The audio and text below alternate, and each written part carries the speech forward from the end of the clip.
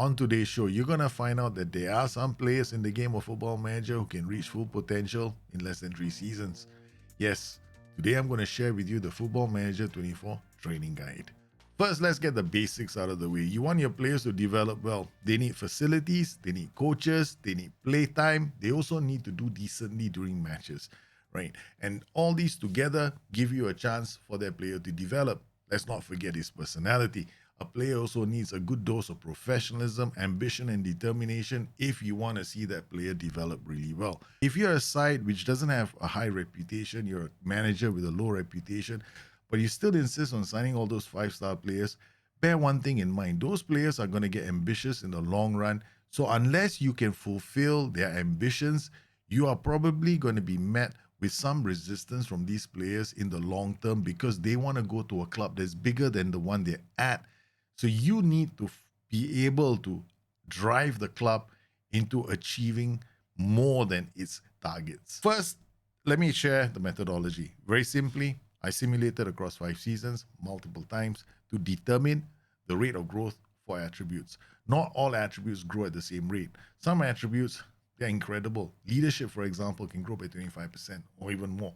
And then we've got anticipation, positioning, strength, and decisions. These can grow from between 20 to 25%.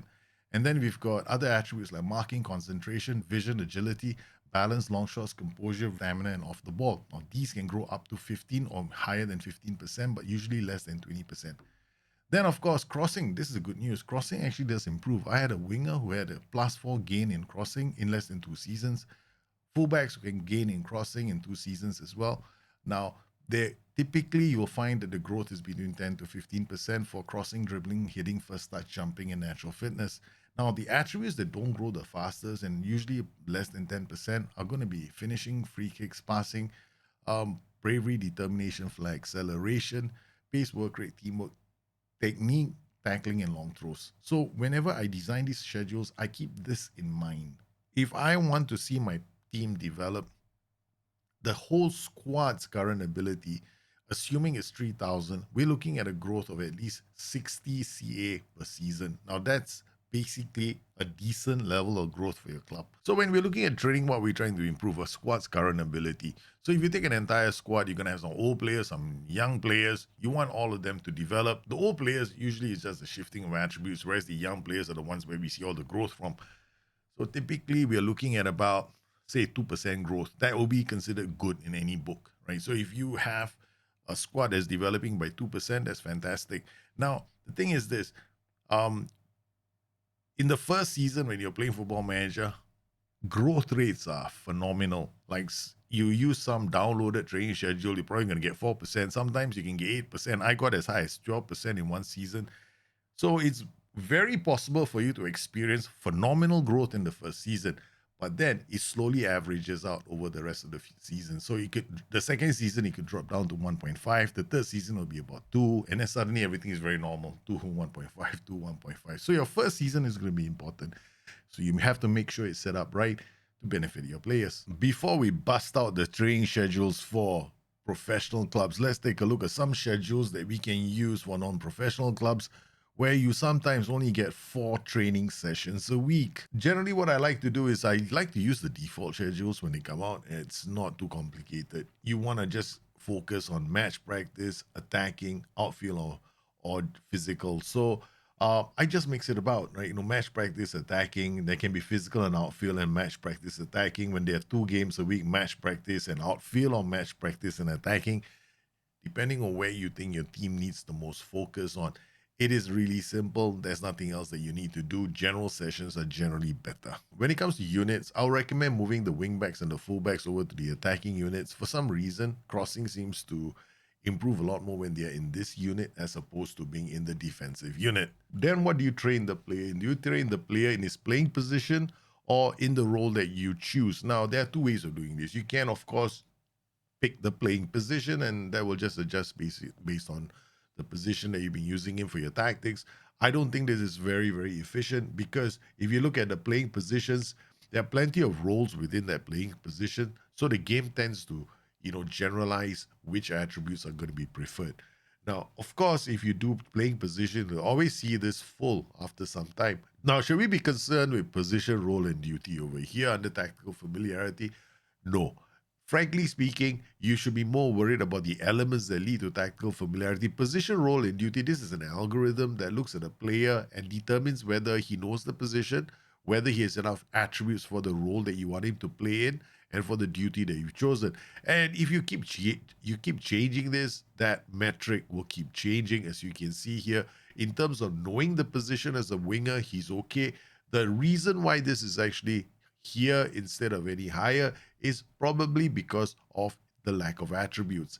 Now, this is going to be common for a lot of the players. Should this be a concern? Of course, it shouldn't, because ultimately, you as the manager, you're going to decide whether he has the attributes necessary for the role. When I'm playing the game, I'm just looking at my wingers and going, okay, this guy can cross, this guy can pass, he may not have a lot of acceleration. All I got to do is make sure that he's there waiting to deliver the cross. So do you need a specific training schedule for various different styles of play? Honestly, you don't. All you need is a balanced training schedule which covers your attacking units, your defensive units, and you're good to go. What about goalkeepers? Generally, I've never bothered with goalkeepers because goalkeepers, there are only three. I know it's a bit of discrimination, but the game doesn't seem to penalize us for ignoring goalkeepers. Let's talk about training intensity scheduling. Double intensity for excellent condition. Why? You can afford to push players. And I'll tell you why. Most of the time when you're playing matches, okay, if you look at your schedule, you will find that your team is playing on a Sunday or a Saturday, right? But if you go into your trainings, you will notice that your typical calendar has got a match here, right? Now, if you're looking at this very carefully, Monday, Tuesday, right through to Friday, we are training. But once we get to Saturday, it's a game day. There are only going to be 11 players who are going to be playing during this match. But two-thirds of the club or the squad are not going to be playing. So they're not actually training. So they're going to get rested anyway. And then if we were to give another day off here, which is the default with the game, it says rest and recovery and whatever, then you could actually basically giving your players 2 days off. Now, why are we giving our players 2 days off? That was a question I was asking myself this season. And I realized that there is actually no harm in creating schedules that are even more extreme. So I've got this, I'm calling it BTN, Complete Training Schedule Extreme, where we have a match on Saturday, and on Sunday, they return to training. But the players who played this match are given a rest.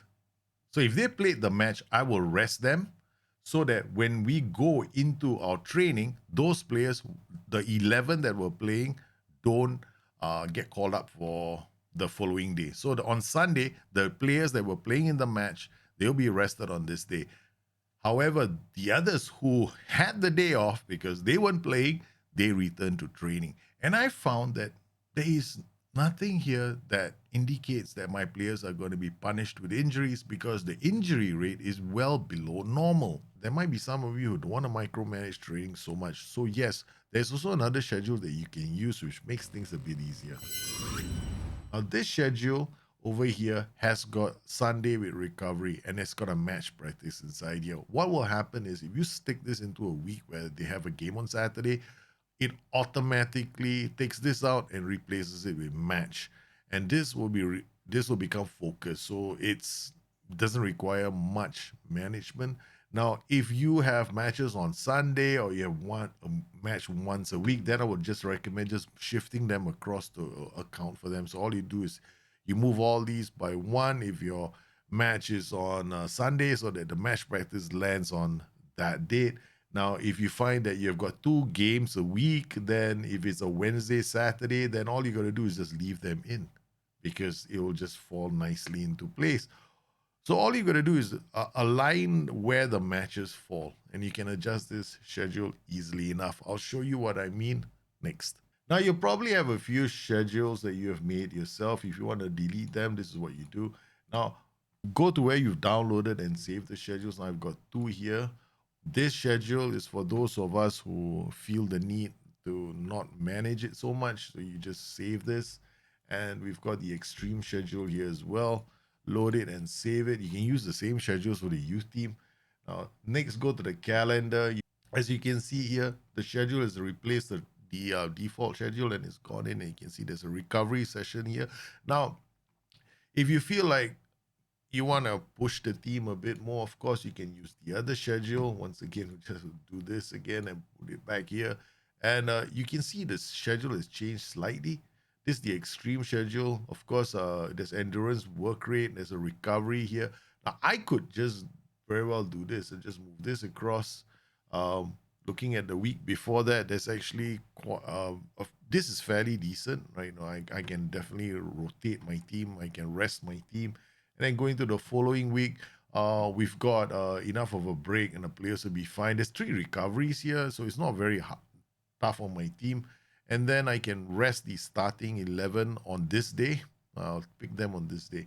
Now, what happens if we have a week like this? It's pretty simple. Just go in here and pick any one of these schedules. Now, you notice, because if you look at the schedule, it's got match here for extreme.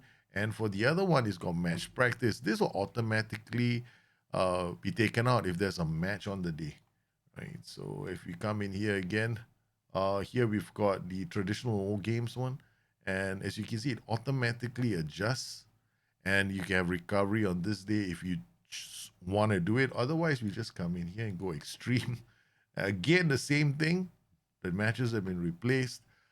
Here, I'll just, if I use this setup, then I'll just rotate my team and I'll rest the starting 11 on this day. I will recommend always to choose a specific role. Now, when it comes to role training, I always target attributes that are specific to the player. So here in this case, Jeremy Frimpong, his concentration levels are low. I've trained him as a round daughter. So with final third, this affects composure and decisions. And if you look very carefully, the attributes are improving. His composure is going up, his concentration is going up, his decisions are going up, his agility and balance are going up. They're all trending upwards, especially with this new schedule that we're using. Don't forget as well that you want to be making sure that they have ample game time. Which brings me back to the amount of game times Wonder Kids need. Now, when I talk about Wonder Kids, I'm talking about your players that have got 5-star potential that you want to see them doing really well. Those players will need at least 12 games this season. It used to be 15. The number has come down to about 12.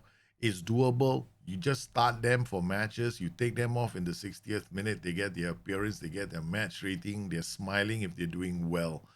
Can you play them for 10 minutes? I wouldn't recommend it.